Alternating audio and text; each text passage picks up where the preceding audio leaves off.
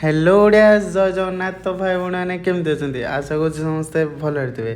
तो आम आज जाइलु कपिलास मंदिर बुलवाक बाटर गोटे देखिलु छोट समुद्रटे ओ सरी भाई समुद्र नुह झरणाटे। तो ये आम सकाल नित्यक्रम सारिलु जमीक झाड़ा बसवा मुतवा आउ गाधेवा ये सब जिन सारिकी आम बाहर मंदिर को। मंदिर देखिपे जमी आप गोटे बोर्ड देखिले से बोर्ड टू मंदिर दूरता पाखापाखि 6 ରୁ 7 किलोमीटर।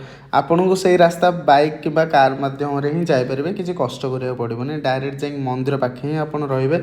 तो सेठू आपण ठाकुर दर्शन करेंगे कारण गाड़ी पाखे रखिकी मंदिर को जाऊँच समस्ते चलिकी जावाक पड़ूना।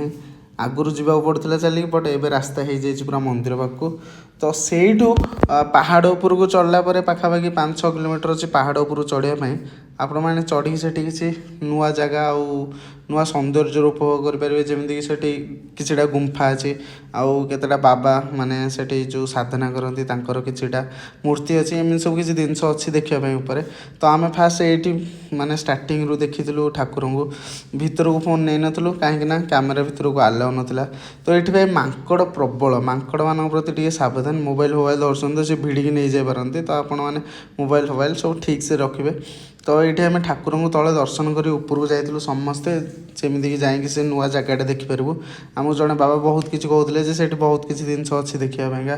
तो आम समस्ते जाइलु उपरको हेले धीरे धीरे वर्षा हवा जगह से कालियार मोर रही जाइलु आ लिकुना बबुलु मनोज जाते उपरको। तो आम मान अपेक्षार रही वर्षा एवं जो धीरे धीरे वर्षाटा होता भाई जोर हाँक लगे आपर भी किसीटा लोक से सेपाट साइड घर पाखे भी किसीटा लोक अपेक्षा कर वर्षा हो तौक आसी पारना रुहतु आप कैमेरा बोली मुझे देखी दूसरी सेपटे किसीटा लोक अच्छा जो मैंने आसीपारना से भी वर्षा सकाशे अटकिक अच्छा आम भी अपेक्षा कर आमको देखा मिलला बहुत सौंदर्य दृश्य देखिपे दुई सांग भितर चली युद्ध नाई रे भाई ये तो युद्ध नुहे ये तो भाई प्रेम से देख ना उकुणी उकुणी बाछी बाछी बाछी बाछी दौर ये मांकड़ को देखा सारा पर आम 3 मांकड़ भी ओह्ल आसे तौक आंको धरिकी आम जल्दी जल्दी आसलु तौक कहीं ना पुणी कुआड़े पलि था बालुंगा गोष्ठी।